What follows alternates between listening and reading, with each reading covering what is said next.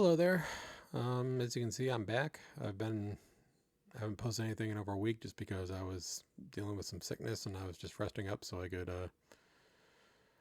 be at more clarity of mind and strength to do these videos. Kind of got me out of my rhythm, but here I am again making videos. So apologize for the glare on my glasses. I see that's still an issue, but whatever. You can tolerate it. You don't need to watch me. You can just listen to me. Anyway, today I wanted to talk about something that I mentioned in my very first video, which is that I believe I'm on the autism spectrum. Now, I phrase it that way intentionally because I don't have an official diagnosis, so I don't feel comfortable saying that I'm autistic. I believe I'm autistic because I'm self-diagnosed, but without the official diagnosis, I feel like it's not right for me to go around calling myself autistic. And I just wanted to talk about this because I just want to share my story about why I came to believe I'm autistic and what it means to me and what my thoughts are about various issues related to autism. So here we go. So, like a lot of people, when I grew up, I heard the term autism. The only time I'd ever heard it was in the movie Rain Man. So to me, that was my idea of what autism was. And I've never met anybody like Rain Man. I don't think most people have ever met anyone like Rain Man. So it just kind of, autism is something that a lot of people don't really understand. But I remember when I was probably in my late 20s, maybe I should back up a bit. So my whole life I've always been a little different. I've always had different quirks and things like that. I've always been a little bit, I didn't always fit in well. And I was diagnosed with ADD when I was a kid because that's, I've always had trouble paying attention and all this kind of stuff. So, I guess to me that sort of was an issue I knew I had, but I felt like I didn't want to, it was never like an identity for me. It was just something I had to deal with. And, given that I had gone through most of my life or having trouble fitting in, I've always been a little bit different, as I said earlier. There are times when it really tormented me. Like I would just be sitting there in my room, like asking, why am I like this? What is it that's wrong with me? How do I make sense of this fact that I'm just different from everybody? How I don't seem to think the same way other people do, how I don't seem to act the same way other people do. It's, when you don't know, when you can't understand these things, it's very hard to deal with. And, I've had people in my life, well, a lot of people really don't understand how hard it is to have a condition that's undiagnosed because it just torments you and you feel like you're worthless and you feel like you're bad. And it's something I struggled with for most of my life. And I remember I first heard about Asperger's syndrome, I think that's what they call it, when I was in my late 20s and I was searching for answers about myself. And I remember coming across articles saying like, see if you have Asperger's syndrome, and they had like a little quiz of like, do you meet these criteria? And I remember looking at this list and feeling like, these things don't all really, I wouldn't really say that these things apply to me.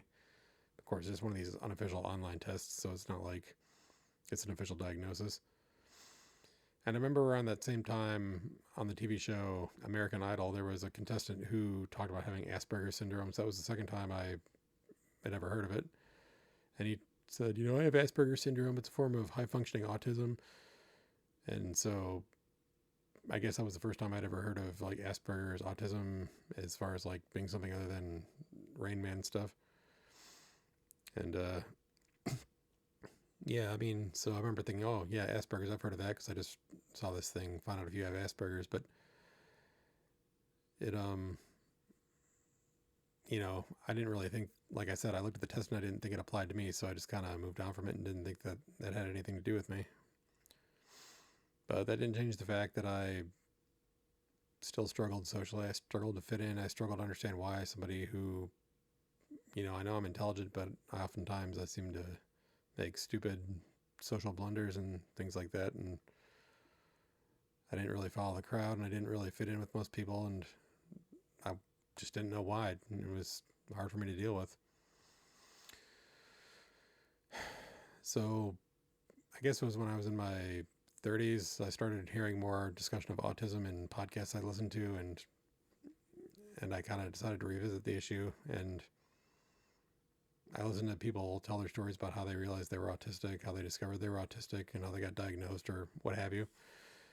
And I started thinking, hey, maybe that's the answer. Maybe that's why I'm having trouble keeping a job. Maybe that's why I'm having trouble, making friends. Maybe that's why I seem to miss things that other people seem to get instinctively. So for a brief time in my early 30s, I kind of self-diagnosed as autistic, but then I talked to a friend of mine, and he said, well, I know autistic people. You're nothing like them. I don't think you're autistic. And I was like, well, okay, maybe I'm not then. But then it was back to square one. It's like, well, what's wrong with me then? Why don't I fit in? And then I remember it was during the shutdowns of 2020 when they made us all stay home. And, I had a lot of time to spend just looking at the internet. So I started coming across more autism content on YouTube and stuff. And I heard a lot of people, since I had so much free time, I had a lot of time to really sit and think about it and ponder it. And I came to realize the more I learned, the more it lined up with me. I thought, this is the only thing that makes any sense for why I am the way I am. Why I don't seem to, I have all these strange quirks.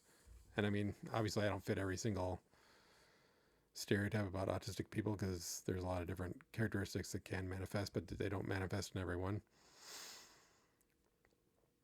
And, there's the saying that, if you've met one person with autism, you've met one person with autism, meaning everybody, it affects everyone a little bit differently. So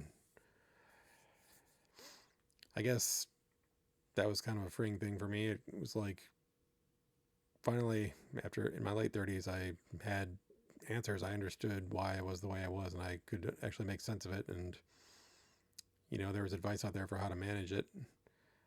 And, I used that to help me because I realized, okay, so there's a reason why when I'm around loud noise, it really wears me down, why it really irritates me and gives me a headache. I mean, because that's just too much sensory overload. And,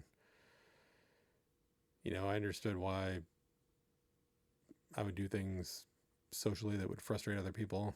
I mean, I can tell you plenty of times when I got yelled at for being rude to people when to me, in my mind, I was just like, well, I didn't know what to say. So that's what I said. And I thought it was logical, but I don't need a documentary faux pas I ever committed, but I'm sure if you're autistic, you can probably relate.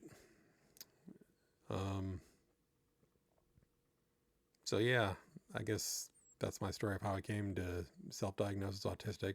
But as I was saying earlier, I don't have an official diagnosis. I've never actually gone to a doctor and gotten the official diagnosis. So I guess for me, I don't quite embrace it the way maybe some autistic people do. And, I know that there are different schools of thoughts about self-diagnosis. Like some people say self-diagnosis is valid. And, as a self-diagnosed person, sure, I'm going to say, yeah, I'm glad that there are accepting people. And I remember one person said, look, whether these self-diagnosed people are actually autistic or not, if just thinking that they are helps them manage their life better, then let them think it. So I kind of agree with that because that is how it's helped me, just to know that, okay, this is something, since I believe I'm autistic and I see how I can get advice given to autistic people of how to deal with certain situations and things, I can take that to heart and I can learn how to manage my life better. But, there are also people out there who say they don't accept self-diagnosis because it's something it's something that can be abused, let's just say. Like there are people who say, a lot of people see autism and think it's this kind of cute and quirky subgroup of people who are a little bit different and a little bit odd, but we all accept each other because we're all autistic. And like I came across this forum where people were discussing this, and this one guy was saying, look, I have a lot of comorbidities with autism. I have a lot of health issues. I have a lot of things that make it nearly impossible for me to function. I mean, this isn't, being autistic is not fun for me. And they say if they think that, oh, I'm a little bit weird, and so that means I'm autistic and I'm part of this, it gives me like an identity group that I can belong to. But maybe this is hypocritical of me, but I actually kind of agree with them. Like, I don't want to be just claiming someone else's disability because it makes me feel better about myself, or it gives me a sense of belonging. And the truth is, I really don't feel a sense of belonging with the so-called autistic community. Like, I haven't really gotten involved with them much. I mean, I've looked into different things in my area, but there's really not a lot out there. And frankly, you go on YouTube and see all these autistic influencers and whatnot, and I'll be honest, a lot of them are just kind of people that I don't think I would get along with in real life. So that kind of dampens my enthusiasm for getting involved with the broader autistic community, because I think that I probably would not be aligned with them on certain issues. And I actually remember reading an article a while back of a man who's autistic, and I think he's probably in his 50s or something, and he talked about how he objects to self-diagnosis because it attracts a lot of maybe entryists, so to speak, people who just want to claim this is their thing. And he, like he said, he went to some meetup group for autistic adults, and instead of being like a social gathering, it was more of it almost resembled a political rally where these people are saying, we need to fight for more autistic rights or more autistic recognition and representation or what have you. It's like basically they were autistic social justice warriors.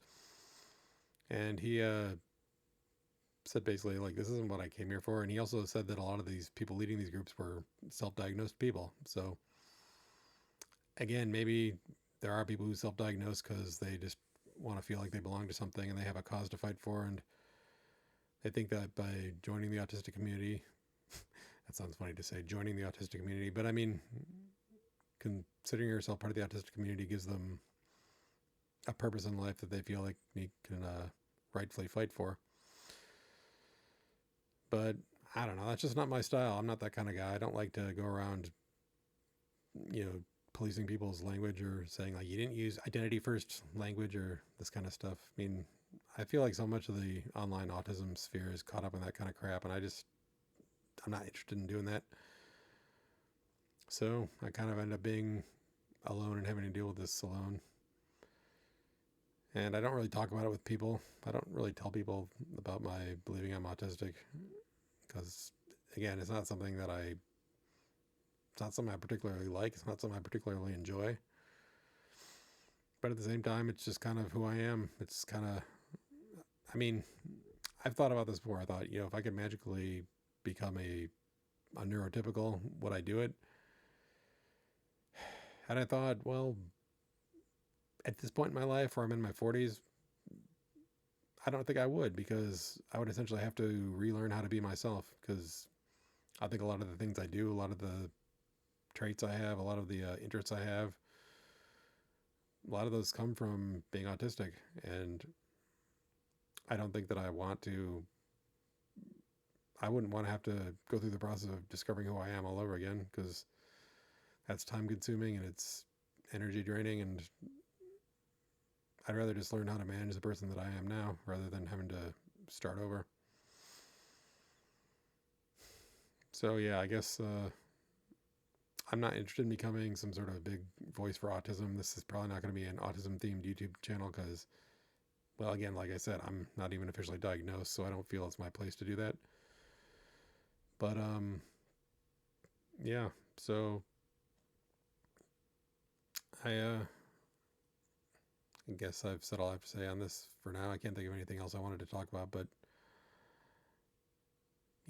for all the autistic people out there who might be watching this, whether diagnosed or undiagnosed or self-diagnosed, I mean, just know that if you don't like this whole autism world, if you don't feel like you fit in with it, that's okay. There's a lot of us out there, and I've seen a lot of them online too, people who don't feel like they want to join this like autistic cool kids club. they just want to live their lives and try to be as productive and normal as possible. That's kind of who I am. I don't need to be. This isn't about letting my freak flag fly. It's just me having to deal with what I consider a disability. So yeah, I imagine I'll get some comments on this if anybody ever sees this video. But those are just some thoughts I had. So talk to you later.